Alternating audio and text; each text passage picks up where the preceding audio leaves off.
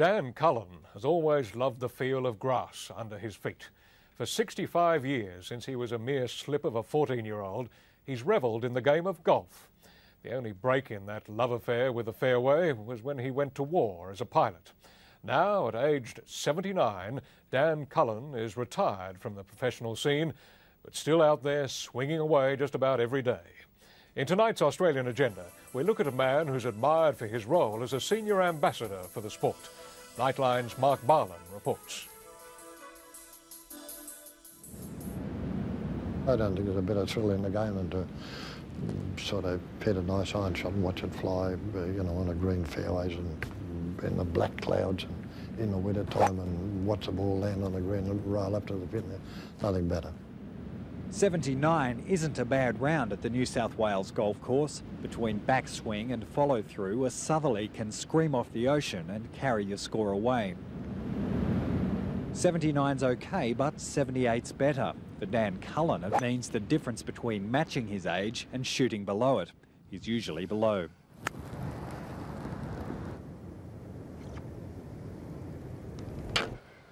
Now one of Australia's oldest and most revered golfers, Dan first teed off at age 14 as an apprentice pro in Western Australia. He had to start young. He was competing with his 5 brothers for sporting glory. My brother, the cricketer, he and I had a small wager when we were young fellas that I would be in the 10 best golfers in Western Australia before he'd get in the state cricket team. Well, I beat him by 1 year. But there weren't many more years to come for that rivalry. All 6 Cullens went off to fight in the war. Dan, a Lancaster pilot, returned more or less unscathed from 32 missions over Germany. 3 of his brothers were killed. I sit back even in amazement today, or in bloody wonderment, or in, I don't really know why, that I sort of got through when, you know, plenty of other better flyers didn't get through. Returning to Australia and eventually to golf, Dan hacked a driving range out of the scrub on Sydney's southern beaches. Over the years, hundreds of players have gone there for help. Very good. Now, just one little point there too, Paul. You watch this. Compared to the sophisticated modern advice, his coaching methods verge on the blunt. I think you're inclined to be a little bit rigid. You get that left arm. According to Dan, too much psychology is psyching people out. If you watch any good player, all he does is stand, take hold of the club and swing the bloody thing. That's all he does. You done that before? Yeah.